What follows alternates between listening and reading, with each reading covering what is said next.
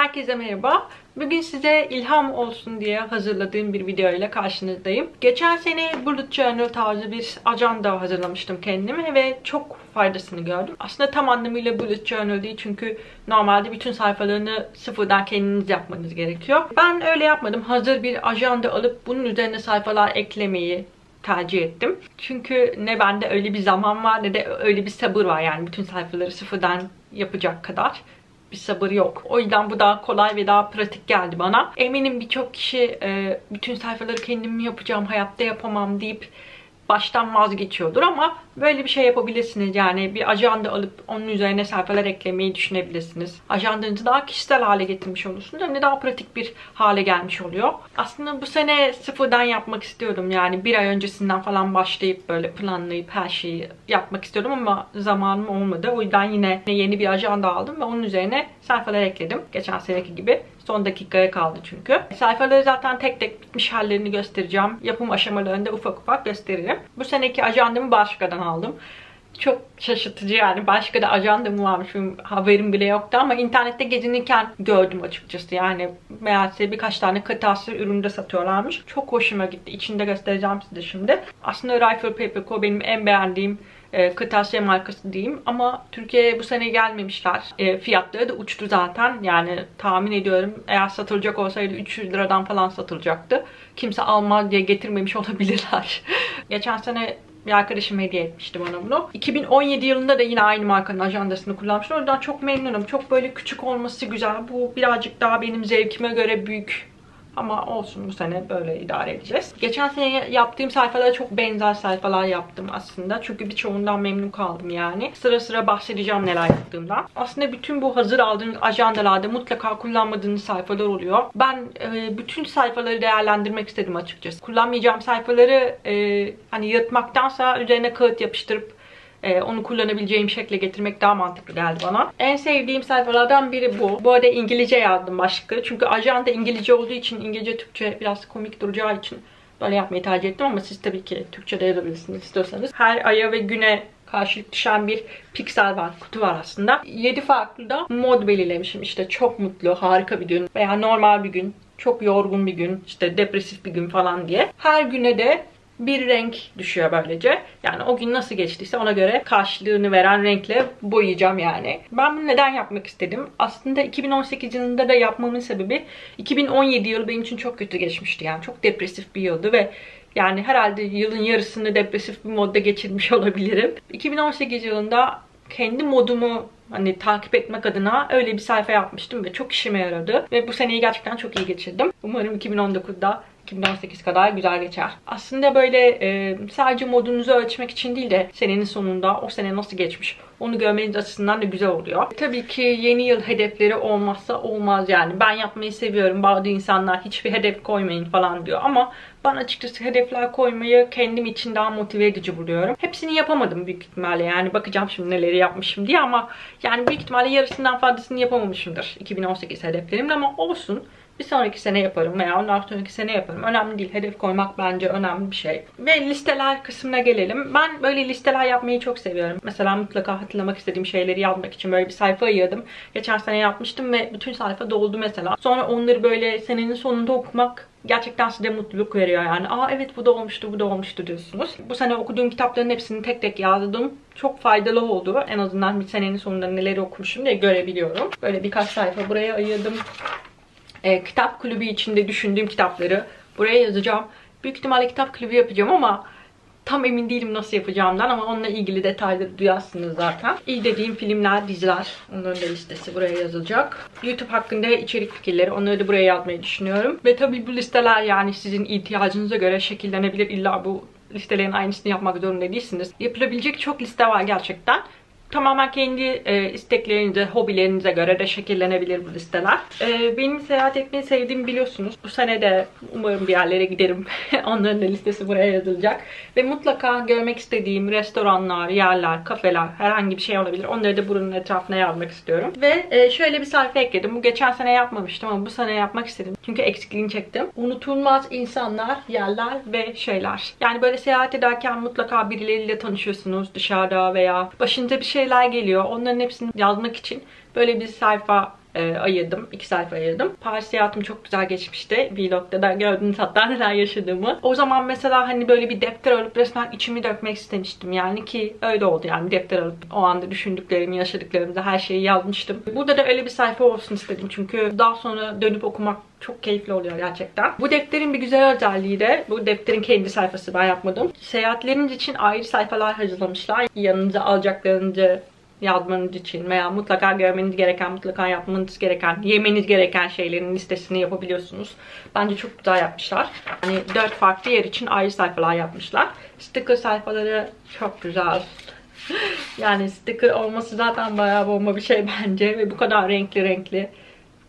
Çok beğendim ben. Ağustos 2018'den başlıyor bu ajanda. 2019'un sonuna kadar gidiyor. O yüzden 2018 sayfalarını kullanamayacağım için buraları da ben üzerine kendim bir şeyler ekledim. Çünkü zaten eklemek istediğim sayfalar vardı. Bunlardan biri de o ayın özeti olan sayfalar. Mesela burada Ocak özetini görüyorsunuz. Önemli anlar, en beğendiğim, en sevdiğim o ay dinlediğim müzik, okuduğum kitaplar, izlediğim diziler, filmler, kimlerle görüşmüşüm, en sevdiğim yemekler ne olmuş, yeni bir şeyler almış mıyım, para biriktirebilmiş miyim, Instagram'da ve YouTube'da ne kadar takipçim atmış. Onları takip etmem benim için önemli oluyor. Çünkü bayağı şaşırtıcı oluyor daha doğrusu. Mesela geçen senenin başında YouTube'da sadece 200 takipçim varmış.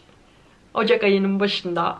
Bunu görmek benim için motive edici oluyor en azından. Ve o ay neler çok iyi geçti yani. O ay hani planladığım şeyleri yapabildim mi? Bununla da alakalı kısa bir bölüm var burada. Ve bunu her ay için yaptım. Her ay içinde 2 küçük böyle çizim ekledim. Yani sayfalar daha renkli olsun diye. O ayı yansıtacak çizimler veya karakterler olabilir aslında. Yani mesela işte Temmuz ayında doğum günüm var. O yüzden buraya doğum günü pastası çizdim mesela. Bunun gibi böyle ufak ufak detaylar siz de çizebilirsiniz yani. Bu kadar basit çizimleri zaten herkes yapar diye düşünüyorum. Aylık özetler bittikten sonra da 2019 ajanda kısmına geliyoruz artık. Normalde ayların böyle bir ilk 2 sayfası hani bütün aya birden bakmak için tasarlanmış sayfalar. Fakat ben onları kullanmıyorum. O yüzden yine buraya daha çok kullanacağım 2 tane sayfa hazırladım. Birincisi aylık hedefler. Diğeri de Habit Tracker. Yani buna alışkanlıklarınızı takip etme çizelgesi diyebiliriz kısaca. Bu şekilde yapmayı tercih ettim. Geçen sene her haftaya bir Habit Tracker yapmıştım.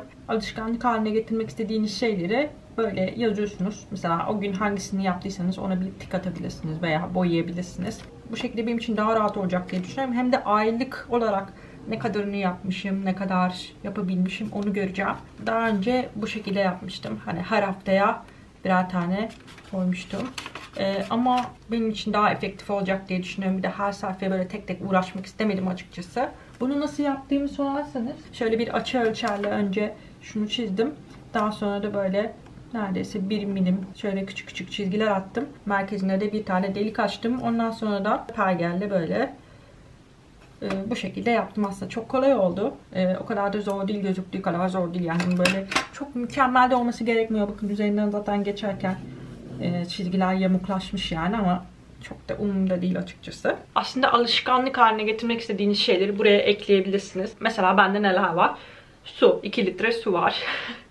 2 litre su içmeyi her gün beceremiyorum çünkü. Vitaminler, para harcamama, no spend yazmışım. Kitap oku, self care demişim. Kendine bakmak diyelim buna. Ama bu illaki hani cilt bakımı olarak düşünmeyin. Herhangi bir şey olabilir. Yani sizi dinlendirecek şeyler self care girer diye düşünüyorum. Egzersiz ve meditasyon. Benim alışkanlık haline getirmek istediğim şeyler bunlar. Yani her gün yapmak istediğim, aşağı yukarı her gün en azından yapmak istediğim şeyler bunlar. O yüzden ben bunları yazdım ama mesela sizin başka şeyler olabilir. İşte kahvaltı yapmak olabilir. Kahvaltı yapmıyorsanız veya yeşil içecek. Mesela her gün yeşil içecek içmek istiyorum. Bu sizin için bir hedef olabilir. Bunu koyabilirsiniz. Barış Özcan'ın çok sevdiğim bir videosu vardı. Zinciri kırma diye. Bir şeyi çok iyi yapmak istiyorsan her gün yapmalısın. Bir çizelge hazırlıyordu. Her alışkanlık için ayrı bir çizelge. Mesela 10 dakika kitap okumak örneğini vermişti o da. Her gün 10 dakika kitap okuyacağım. Ve bunu her gün yapacağım. Yani her gün yaptığım zaman da o çizelgeye bir çarpı işareti atacağım. Ve o çarpı işaretleri böyle bir zincir oluşturuyor. Ve siz o zinciri asla kırmamaya çalışıyorsunuz. Yani her gün yapmaya çalışıyorsunuz gerçekten. Bu da aslında buna benziyor diyebilirim. Tabii ki egzersizi her gün yapamayacağım. Biliyorum kendimi yani. Ama mümkün olduğunca beni buna motive ediyor en azından. Öyle söyleyebilirim. Daha sonra da ajandanın kendi sayfaları var zaten. Ajandanın en sevdiğim sayfaları da bunlar oldu bu arada. Yani yapılacaklar listesi şeklinde yazabiliyorsunuz her günün altındaki kutucuğa. Ve de Mesela o hafta unutmamanız gereken şeyler için ayrı bir kutu, alışveriş listesi için ayrı bir kutu, bu haftanın modu nasıldı? Ve o kadar eğlenceli şeyler var ki yani modların arasında işte geleceğim çok parlak, işte seyahat etmek yaşamaktır falan gibi. Yani çok böyle eğlenceli şeyler yazmışlar. O haftanın modu neyse onu işaretliyorsunuz. Yani bu planlama kısmı benim çok hoşuma gitti. Ve bu şekilde devam ediyor. Yine her ayın başında aylık hedefler, işte alışkanlık çizelgesi vesaire bu şekilde devam ediyor.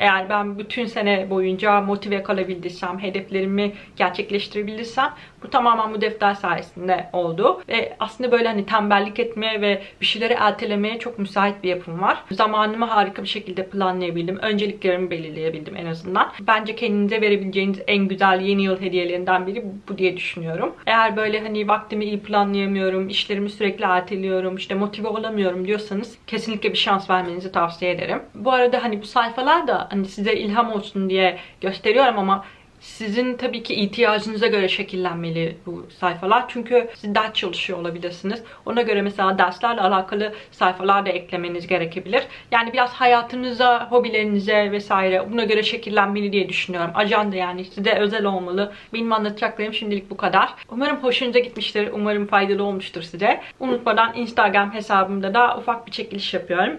Bu 2019 ajandasında çok beğenerek almıştım. Bunu da size hediye etmek istiyorum. Bir de yanına benim çok sevdiğimi bildiğiniz Laneige markasının Lip Sleeping Mask. Bu orman meyveli olan versiyonu. Yeni yıl hediyem olmuş olur böylece. Eğer ilginizi çektiyse Instagram hesabıma bakabilirsiniz. Bir sonraki videoda görüşmek üzere. Hoşçakalın.